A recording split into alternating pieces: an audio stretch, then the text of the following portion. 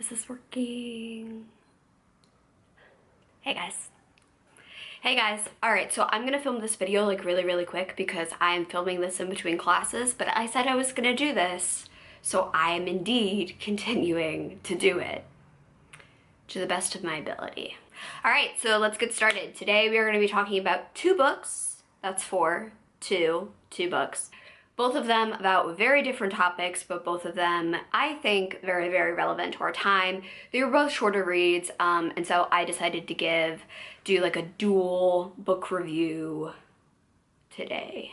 All right, so the first book we're gonna talk about today is The Pretty One by Kia Brown.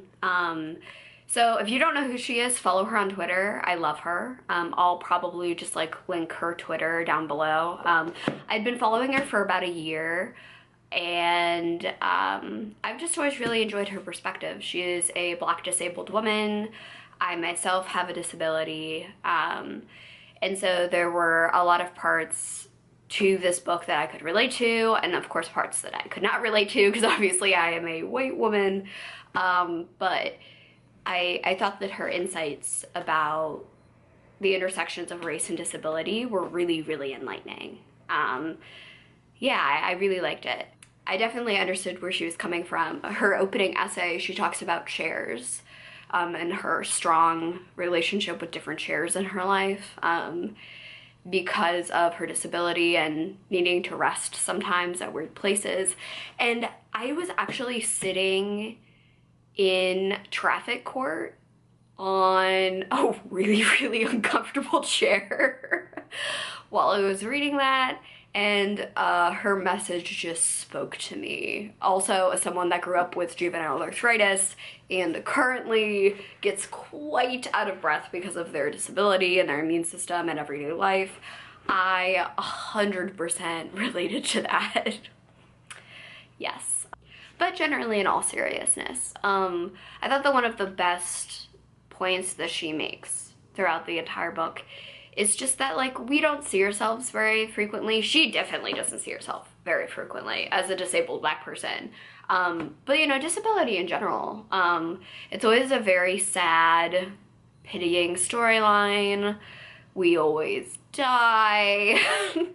And it's disappointing. It sucks to constantly see yourself as this representation of something bad or sad or something that people are supposed to pity, and when the reality of, I think, a disabled person's life is not that, right? I live a normal life.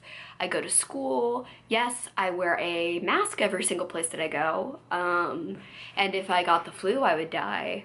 But, like, other than that, my life is totally normal. Like, and, yeah.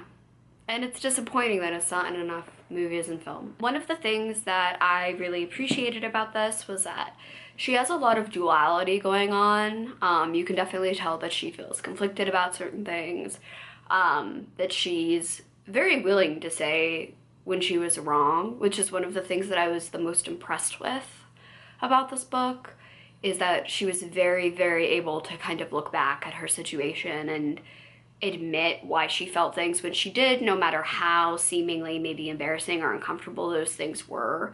She was just very upfront about it. And, you know, on the front of this book, Roxane Gay's comment was that, you know, through this book, you see that she's not only a pretty one, but she's a magnificently human one. And I agree with that. I think that that really beautifully summarizes this entire book. And I think that it's super important that that is the message that comes across here, because as she talks about, you know, people with disabilities are often very objectified. They are only ever given really one dimension, and there's nothing else deeper than that, especially if they're a disabled side character. And so I appreciated how human she came off here, because it really gives us more of a look into the experience of being someone with a disability. At one point in the book, she's talking about being really persistent and trying to, like, do her hair in the morning, and how she couldn't do it for a really long time. And I related to that because of my arthritis.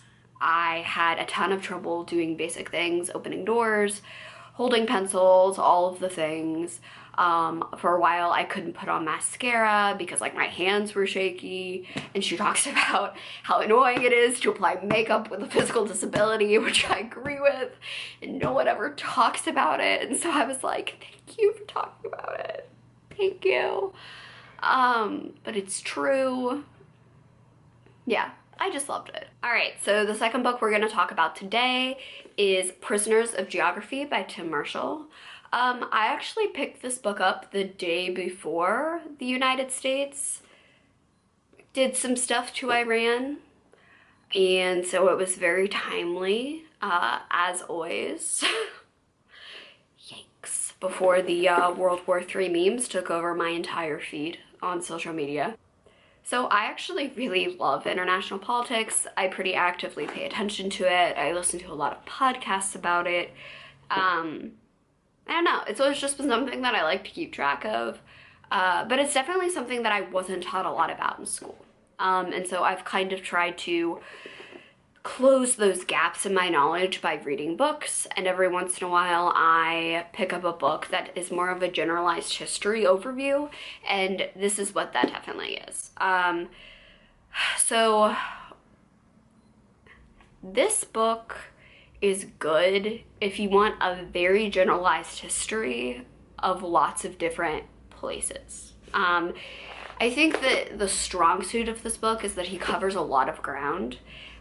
Each continent or country or location has its own chapter, and so in that chapter he talks about the history, but most important, the geography and like the geopolitical ramifications of why countries do what they do based on geography, basically. Americans like pretty much hit the jackpot when it comes to our location.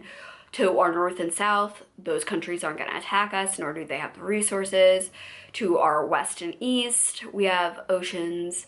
We also have plenty of natural resources. We have water, we have means to transport things.